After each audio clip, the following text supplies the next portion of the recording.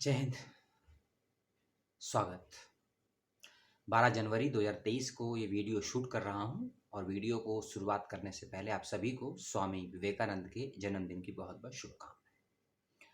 Video में बात विवेकानंद की नहीं होने वाली है, एक अच्छे विश्वविद्यालय की बात होने वाली है जिसकी तरफ से अच्छी खबर आई है, लेकिन उलझी हुई खबर आई है और कई सवालों को छोड़ देती है ये खबर। और जब वीडियो को पूरा देख लेंगे या नोटिफिकेशन को पूरा पढ़ लेंगे तो आपके चेहरों की मुस्कान मायूसी में 100% बदल जाएगी। क्यों मैं ऐसा कह रहा हूं और मेरी बातों को कहने के पीछे क्या आधार, क्या प्रमाण, क्या स्रोत हैं, वो सारे मैं आपको इसी वीडियो में समझा भी दूंगा, बतला भी दूंगा और कहाँ आप उनको पढ़ सकते हैं, देख सकते हैं, ये भी बता दूंगा।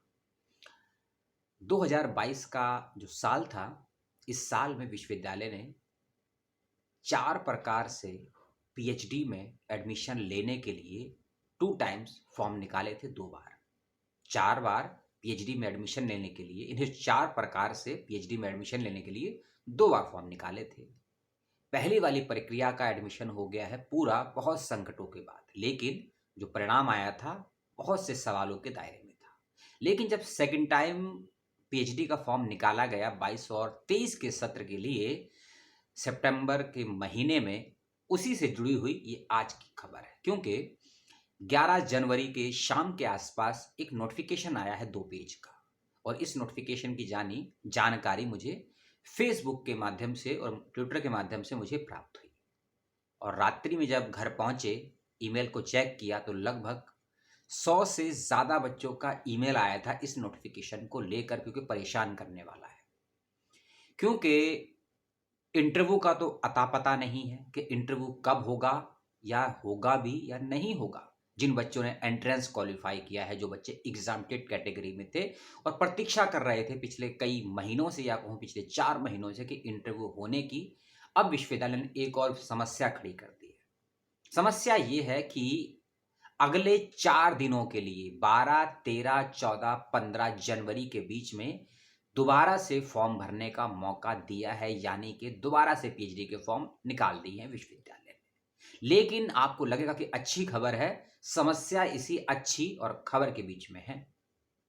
थोड़ा सा दार्शनिक या तात्विक दृष्टि से बातों को रख रहा हूं, इसीलिए रख रहा हूं क्योंकि आप पीएचडी का फॉर्म भर रहे हैं या भर चुके हैं, भरने वाले हैं, तो आपकी भी दृष्टि थोड़ी सी तात्विक होनी चाहिए। लॉजिक के साथ अपनी दृष्टि को तैयार रखिए।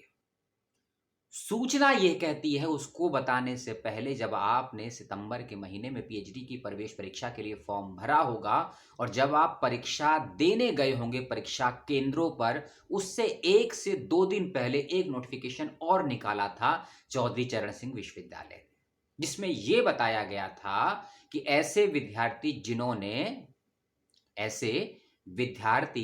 जिन्होंने दिसंबर 2021 और जून 2022 की यूजीसी की नेट परीक्षा को पास किया है, उन सभी विद्यार्थियों को प्रवेश परीक्षा से एग्जम्पशन दिया जाएगा।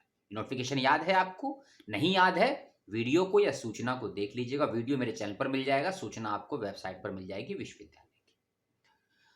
और वैसा ही कुछ ट्विस्ट विश्वविद्यालय ने कल किया है 11 जनवरी को। लास्ट टाइम तो एग्जाम से 2 दिन पहले नोटिफिकेशन निकाला था और अब जब सैकड़ों विद्यार्थी वेट कर रहे थे कि उनका इंटरव्यू होगा जनवरी के 2nd और 3rd वीक में, क्योंकि फरवरी में नेट की परीक्षाएं हैं, तो एक और समस्या खड़ी कर दी है नया फॉर्म निकालकर। आपके मन में होगा कि ये पीएचडी का फॉर्म आया, ही समस्या कैसे हो सकती है? समझाता हूं। समस्या इसीलिए है कि ये फॉर्म केवल वही बच्चे भर सकते हैं जिनका जेआरएफ है। जिनका जेआरएफ है तो आप तो कहेंगे ये तो अच्छी खबर है, लेकिन समस्या उसमें भी है। समस्या उसमें यह है, यूनिवर्सिटी अपने नोटिफिकेशन में कहती है कि अभी जो लास्ट टाइम यूजीसी नेट की परीक्षाओं का रिजल्ट आया है, लास्ट टाइम यूजीसी की नेट की परीक्षाओं का जो रिजल्ट आया है, उन परीक्षाओं में जिनका जेआरएफ हुआ है वही अप्लाई कर सकते हैं। समझे समस्या को? जिनका जेआरएफ है वो अप्लाई नहीं कर सकते हैं। जिनका जेआरएफ अभी पिछले 3 महीने से पहले जो रिजल्ट आया है उसमें जेआरएफ हुआ है, वही आवेदन करेंगे। अपनी बात को स्पष्ट करने के लिए विश्वविद्यालय क्या कहता है? विश्वविद्यालय कहता है कि इस कार्यालय के पत्र संख्या 10405 दिनांक 9 सितंबर 22 के माध्यम से विश्वविद्यालय के विभिन्न विषयों में पीएचडी के फॉर्म निकाले गए थे सितंबर से अक्टूबर के, जो ने बताया। फिर कहता है कि यूजीसी नेट परीक्षा परिणाम जो कि कुछ देरी से आया है या कुछ देरी से प्राप्त हुआ है, उसके संदर्भ में उसके अनुमोदन ने विश्वविद्यालय के वाइस चांसलर ने ये निर्णय लिया है, ये फैसला लिया है।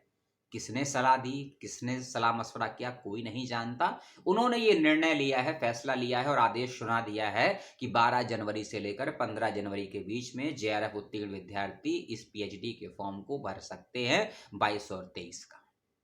अब आप सोच रहे होंगे कि जिन बच्चों का 1 साल पहले जेआरएफ हुआ है, 2 साल पहले जेआरएफ, वो भरेंगे कि नहीं भरेंगे? वो लोग नहीं भर सकते भैया, क्योंकि जिनका मान लीजिए 20 में जेआरएफ हुआ है, वो तो वैसे ही लैप्स हो चुका होगा, वो तो भर नहीं पाएंगे।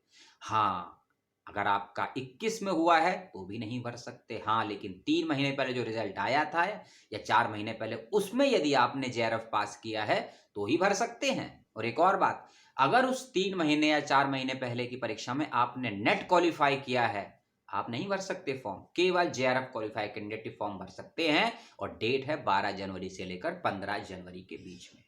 जो पीएचडी की सीटें आई थी सितंबर के महीने में, जो फॉर्म आया था, सीटें वही हैं।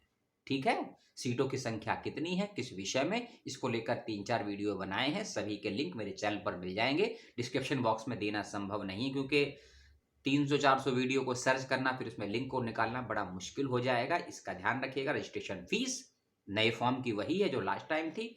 जो बच्चे यूपी के रहने वाले हैं, उत्तर प्रदेश के रहने वाले हैं, और उसके साथ साथ वो बच्चे अगर एससी हैं और एसटी हैं, यूपी के ही रहने वाले हैं, एससी हैं और एसटी हैं, तो उनकी फीस है 1500 रुपये। और इसके अलावा जो बच्चे यूपी के बाहर के रहने वाले हैं, किसी भी कास्ट से हों, किसी भी कैटेगरी से हों, उनके लिए फीस है 1500 रुपये, सॉरी 2500 रुपये। ठीक है, और जो बच्चे यूपी के ही हैं, जर्नल हैं, ओबीसी हैं, उनकी फीस भी 2500 रुपये, यानी कि 1500 रुपये एससी एसटी की है जो यूपी के रहने वाले हैं, अगर आपके पास डॉक्यूमेंट है गवर्नमेंट ऑफ इंडिया के रूल्स एंड रेगुलेशन के अकॉर्डिंग। 3 बातें और कहूंगा, 3 मिनट और लूंगा, 10 मिनट आपके हो जाएंगे। पहली बात कि पीएचडी का जो ये फॉर्म आया है, या जो फॉर्म 3 महीने पहले आया था, उसके ऊपर पीएचडी का ऑर्डिनेंस यानी कि पीएचडी का अध्यादेश 2022 लागू होगा। ध्यान से इस बात को भेजे में डाल लीजिए, नहीं तो कहीं लिख लीजिए। वैसे लोगों के पास तो दिल होता है, दिल में लिख लीजिए। किसी के पास किडनी हो तो किडनी में लिख लीजिए, क्योंकि दिमाग आपका काम नहीं करेगा। क्योंकि न्यू एजुकेशन पॉलिसी का जो रूल्स कहता है ना, वो ये कहता है कि एथिक्स के अकॉर्डिंग, नैतिकता के अकॉर्डिंग एक संयुक्त प्रवेश परीक्षा होगी उत्तर प्रदेश के सभी केंद्रीय और राज्य स्तर के विश्वविद्यालयों में। और इस बात की घोषणा अप्रैल 2022 में की भी गई थी। मई और सितंबर के महीने 22 में हमने वीडियो भी बनाए थे इसके ऊपर, पता नहीं आप लोगों ने कितने देखे होंगे। उनमें से कुछ वीडियोस के मैं लिंक जरूर दूंगा आपको। तो इस फॉर्म को भरने से पहले, और जो बच्चे वेट कर रहे हैं कि उनका इंटरव्यू होगा जनवरी फरवरी के महीने में, वो सभी बच्चों से मेरा ही ना ही कोई निवेदन है आपसे, ना ही कोई आदेश है, ना ही कोई रिक्वेस्ट है, ना ही प्रार्थना है। आपको ठीक लगे तो उन वीडियोस को देख लीजिएगा, नहीं तो पीएचडी में एडमिशन लेने के बाद भी उत्तर प्रदेश में खासकर समस्याओं का सामना करने से बच सकते हैं आप लोग। क्योंकि जब आपको ये मालूम ही नहीं होगा कि आपके पीएचडी के ऊपर कौन सा अध्यादेश लागू होगा, 2016 वाला लागू होगा, 2006 वाला लागू होगा, 2020 वाला लागू होगा या 2022 वाला लागू होगा, और इन सभी ऑर्डिनेंस में क्या क्या अंतर है, क्या क्या डिफरेंस होता है, ये नहीं समझेंगे तो आपको समस्याएं पता है कैसे आएंगी? आरडीसी में आएंगी, डीआरसी में आएंगी, टॉपिक को डिफेंड करने में आएंगी, गाइड को चेंज करने में आएंगी, टॉपिक को चेंज करने में आएंगी, गाइड को चेंज करने में आएंगी। और इन सभी के अलग अलग रूल्स एंड रेगुलेशन हैं। और इन सबसे बड़ी चीज है छात्रवृत्ति फेलोशिप। बहुत से विश्वविद्यालयों ने तो बंद कर दी हैं, और जो विश्वविद्यालय दे रहे हैं वो समय से नहीं दे रहे हैं। तो छात्रवृत्ति फेलोशिप के विषय में ऑर्डिनेंस 2016, 2022, न्यू एजुकेशन पॉलिसी 2020 क्या कहती है, ध्यान से पढ़िएगा, समझिए। कुछ के लिंक मैं दे दूंगा डिस्क्रिप्शन बॉक्स में। इतना डिटेल में मैं इसलिए समझा रहा हूं क्योंकि आपको रिसर्च के साथ साथ उससे संबंधित रूल्स की जानकारी होनी चाहिए। ठीक है, तो ये तो जानकारी थी जो आई थी। अब उन बच्चों के लिए जानकारी जो वेट कर रहे हैं इंटरव्यू का। आपका इंटरव्यू लगभग लगभग 2 हफ्ते और आगे बढ़ गया है। जो इंटरव्यू लगभग 20 जनवरी के आसपास होने वाले थे, वो लगभग फरवरी के सेकंड वीक में होने की संभावनाएं हैं। और मैं इतना श्योर हूं कि इंटरव्यू नहीं होगा फरवरी के महीने में भी। आधार क्या है उसका? उसका आधार यह है कि फरवरी के सेकंड वीक में यूजीसी नेट की परीक्षाओं का एडमिट कार्ड आ जाएगा, है ना? और फरवरी के second, third week, fourth week और जनवरी के फर्स्ट वीक तक तो परीक्षाएं चलेंगी यूजीसी नेट की। और जब यूजीसी नेट की परीक्षाएं चलेंगी तो ये बात तो तय है कि इंटरव्यू होना थोड़ा मुश्किल हो जाएगा, तो मार्च तक भी नहीं हो पाएगा।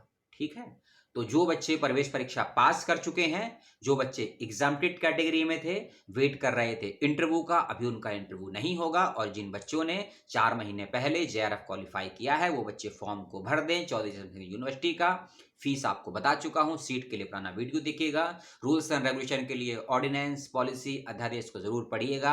जो बात समझ में ना आई हो, सबसे पहले विश्वविद्यालयों से, फिर शिक्षकों से, अपने दोस्तों से पूछ लीजिएगा, जवाब ले लीजिएगा। मेरे पास ना ही इतनी समझ है, ना ही इतनी जानकारी है, अबोध नन्ना मुन्ना सा बालक हूं। और पुनः आप सभी युवाओं को, अगर अपने आप को युवा समझते हैं, युवा मानते हैं और युवा को स्वीकार करते हैं, युवा के यौवन को, तो सभी को स्वामी विवेकानंद के जन्मदिन की बहुत बहुत शुभकामनाएं। अपने तरीके से दूसरों को नुकसान पहुंचाए बिना उनकी जयंती को सेलिब्रेट कीजिए, क्योंकि जनवरी का महीना बहुत ही विशेष है हिंदुस्तान के लिए। चाहे 3 जनवरी की डेट हो, 8 जनवरी की डेट हो, 9 जनवरी की डेट हो, ठीक है, चाहे ये 12 जनवरी की डेट हो, 16 जनवरी की डेट हो, 20 जनवरी की डेट हो, 23 जनवरी हो, 25 जनवरी हो, 26 जनवरी हो, 30 जनवरी हो, सबसे मनहूस दिन हो। तो जनवरी के महीने को और उसके इतिहास को, क्रांतिकारियों के आज़ादी के इतिहास को सेलिब्रेट कीजिए अपने तरीके से। लेकिन आपकी आज़ादी उतनी ही होनी चाहिए जिससे किसी और की आज़ादी और अभिव्यक्ति को नुकसान ना हो। संविधान अगर आपको अधिकार देता है तो कुछ कर्तव्य भी देता है, नैतिकताएं भी देता है, क्योंकि आप सभी विद्यार्थी से शोधार्थी होने वाले हैं। और विवेकानंद जैसे महान क्रांतिकारी, विनोबा भावे जैसे संत, उन सब की भूमि पर रहते हैं। तो सभी को बहुत बहुत शुभकामनाएं। जयंती की फॉर्म को भरने से पहले फिर कहूँगा, रूल्स एंड रेगुलेशन को ध्यान से समझिएगा, पढ़िएगा उसको। और अगले वीडियो में बात करेंगे जेएनयू की। एक वीडियो बनाया था कल रात में, आपने देखा होगा। आज की डेट में कुछ समस्याएं हैं बच्चों को, क्योंकि सूचनाएं जब अधूरी होती है ना वेबसाइट्स पर, नोटिफिकेशन में, तो समस्याएं खड़ा होना लाजमी है। और समस्याओं के समाधान के लिए बैठा है आप सभी का दशकंठी काम वाला। क्योंकि 12 जनवरी को चैनल का नाम चेंज होने वाला है, या कहीं थोड़ा सा बदलने वाला है। नया नाम कैसा लगा चैनल का मुझे जरूर बताइएगा। और 12 जनवरी को हम लाइव भी करेंगे, समय वही रात में रहेगा, 9 से 9:30 के बीच में आपसे मिलेंगे। आपको जो भी समस्याएं हों, जो भी सवाल हों, जो भी डाउट हों, लगभग 3-4 मिनट तक की मैंने बकवास करी है वीडियो में, उसको भी यदि आपने सुना है, बर्दाश्त किया है, तो मैं तहे दिल से आपको सलाम करता हूं कि बकवास सुनने का भी समय है आपके पास। समय को बचाइए, बकवास से दूर रहिए, ऐसे लोगों से भी दूर रहिए। मेरे वीडियो के साथ जो करना है वो करिए, चैनल के साथ जो करना है वो करिए। अपना ख्याल रखिए, अपनों का ख्याल रखिए। पुस्तक का, शिक्षक का, प्रकृति का सबसे पहले ख्याल रखिए। पुस्तक है, शिक्षक और प्रकृति है, तो ही आप है, तो ही हम है, तो ही यूट्यूब है, तो ही चैनल है, और तो ही हम सबका अस्तित्व है। जय हिंद।